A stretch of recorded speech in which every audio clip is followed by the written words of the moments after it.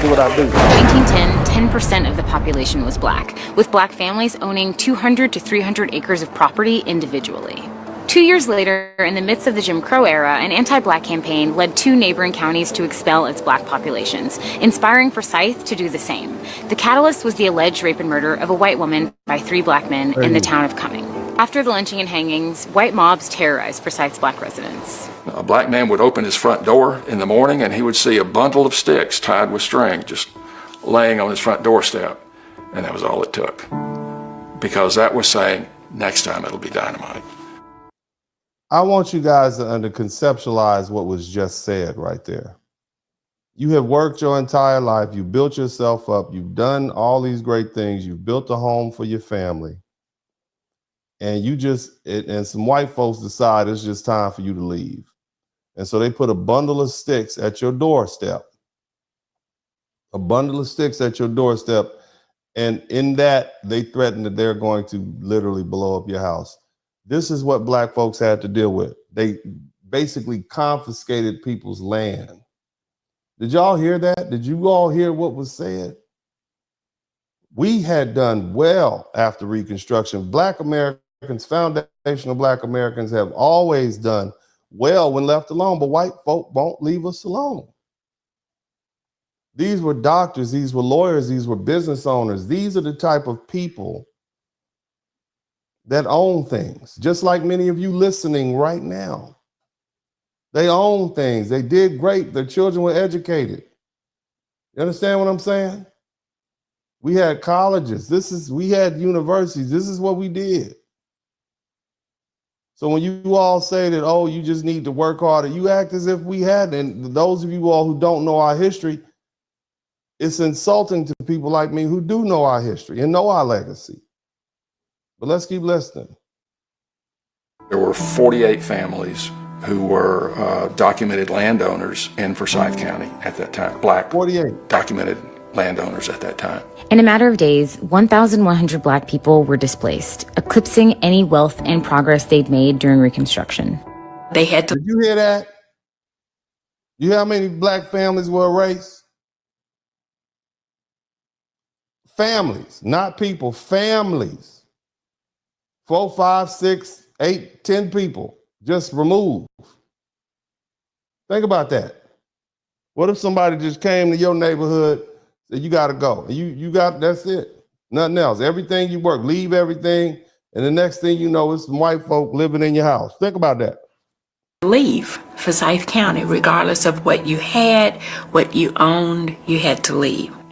Elon Osby is a descendant of one of those families. Her grandfather owned somewhere between 60 and 80 acres of land in Forsyth. I have a home here that's on an acre of land almost, and you're really proud of that, you know, and to think that my grandfather had 80-something acres, it's staggering. It hurts, it's sad, and I can't imagine what my grandfather must have been feeling. Land was more important than money in the bank. And I'm sure that he was very proud of himself as a Negro man, you know, to have property like that. See that hatred firsthand. Now I want y'all to understand, this is not before the end of slavery. This is after the end of slavery. Some of you all, especially if you're my age, some of my Generation X people and the people who are baby boomers, your grandparents were alive at this time. Your grandparents dealt with this. You see what I mean? So when these people come in and tell us what we haven't done and what we can't do, that's why we like, all right, just hang around. And to know that this is still happening, that these people still feel this way, it was just very scary to me. And still, it just pounded it home even more. You don't go there. Does it bother you that Forsyth is now one of the wealthiest counties in Georgia and the country? When I first heard that several years ago, it bothered me. Basically, these people, these white folk, confiscated by force these black people's land. They sat on it for a couple of generations, and now it is one of the wealthiest enclaves in Georgia. I want y'all to understand that. You see what I'm saying? All you friendly immigrants, I want you to understand this is the history I grew up with. See, my grandmother was alive at this time period. So I got the firsthand conversations about what really goes on in the United States. Now, I'm not saying that it doesn't happen in other places. I just want y'all to understand, as a foundational Black American man with foundational Black American heritage and family members, this is the information I learned firsthand from the people who experienced it. You understand? That's the difference largely between me and you all. Not just me and you all, but me and many of the immigrant people who come here. You just think everything's all good. Everything's like, haven't you succeeded? Oh my God, what's wrong with you? They took our people's stuff and burned it down. They took our people's stuff and confiscated. They took our people's stuff and they're still benefiting off of it right now. Forced us out of our land and forced us into the cities because we couldn't deal with the racial terrorism that was going on. Descendants would still be there, living on their property, if they had not been forced to leave. You didn't even dream or think that there was going to be a Black president. Never would you think about that.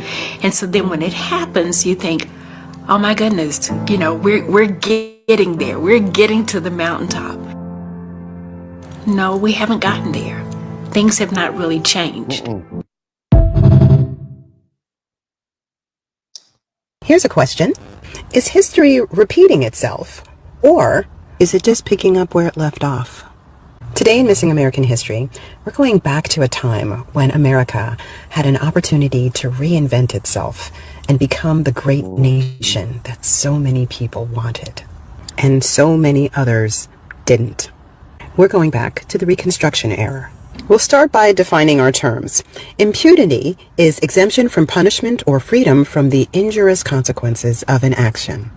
A massacre is an indiscriminate and brutal slaughter of people. A riot is a violent disturbance of the peace by a crowd.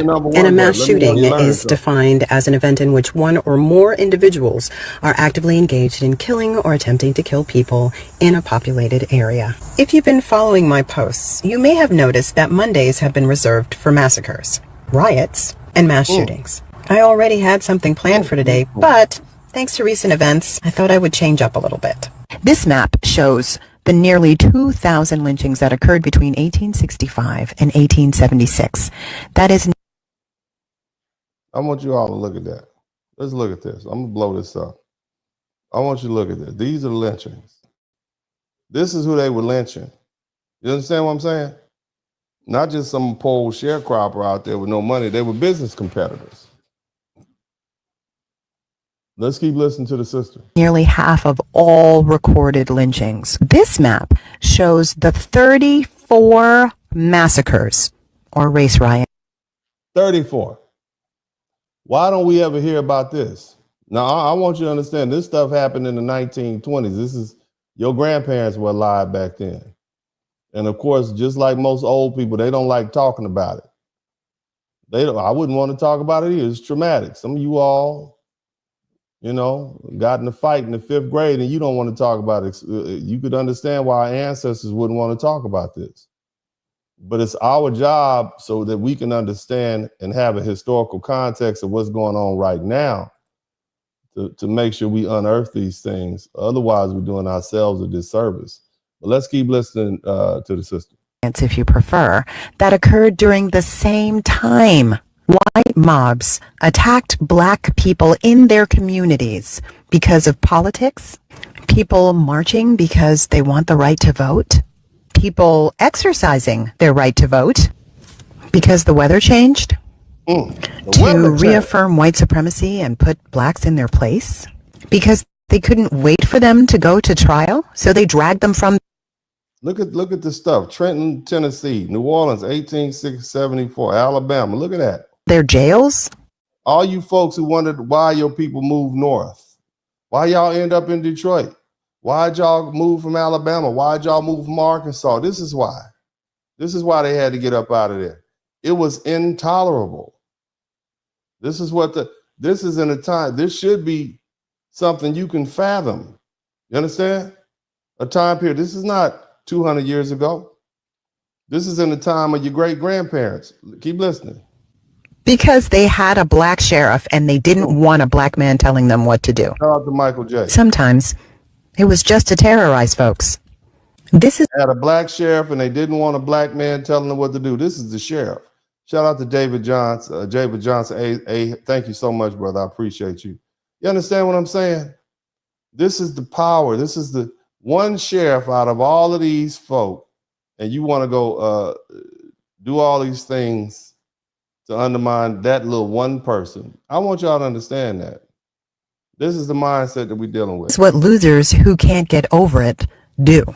And pass on to their grandbabies and great-grandbabies who travel to black churches, grocery stores, and black neighborhoods to pick up where history left off. You woke yet? Yeah, I hope you immigrants up front, I need you to understand a little bit about black history. And see, the cold part about it is happening right now in front of your face. It's happening right now. It's only going to be a matter of time before things escalate. You understand what I'm saying? It's happening right now. Now, if you guys are enjoying this, I hope you all appreciate the work I'm doing. I'm actually moving pretty fast. I didn't know I was going to be able to get through all this material this fast. This is complicated, okay? But let's keep on moving. If you guys are with me, I'm going to keep on pushing. I want you to understand something.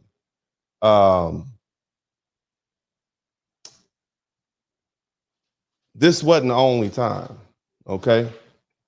This was not the only time. I want to talk about a time called, and I'm going to call it Red Summer. Somebody type Red Summer in the chat room. Somebody type 1919 in the chat room. Somebody type Red Summer in the chat room. So here's what's going on, okay? World War I, which raged from July 28th to 1914, okay?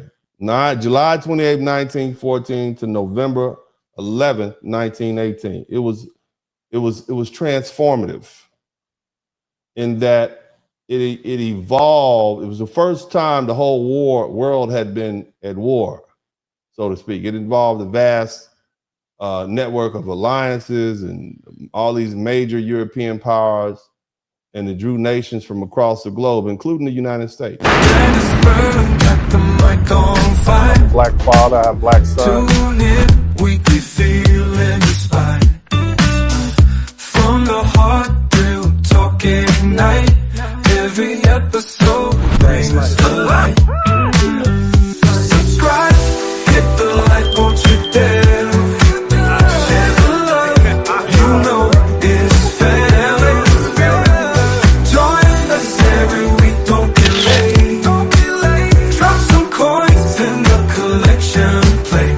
Drop some coins, enjoy the ride. Come say hi, catch the wave, don't pass by. Lift its spirits always inside. In this podcast, joy takes flight. Subscribe, hit the like, won't you dare.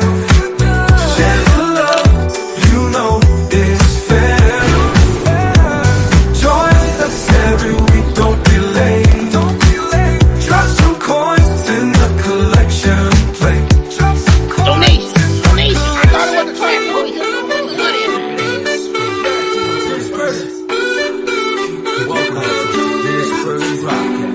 Hey man, I'll do what I do. You know that.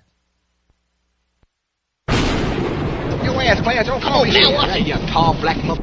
Women up inside. I don't give a fuck about